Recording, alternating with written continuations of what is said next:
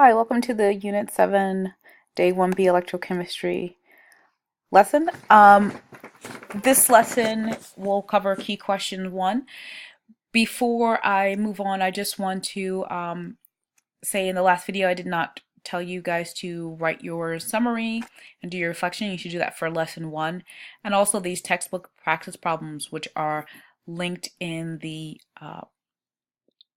spring break assignment document. All right, so let's begin with day 1B. Quick review. Last time you learned about electrochemical cells. Specifically, we looked at a voltaic cell, and we learned about the parts of the voltaic cell. These are some of the key terms that you learned, so you can take a quick look at them just to review and see if you feel confident. Our objective for this lesson is to assign that, and that's an well. Oxidation neutral charge, so oxidation state fluorine is -1. Peroxide, 2 oxygens besides the element which last, and so how to assign second video the dose in the extra. So atoms that are hydrogen, their atoms bound overall. So if reduction and the half simplify reaction under the 6 is this problem's video to watch and problems 20.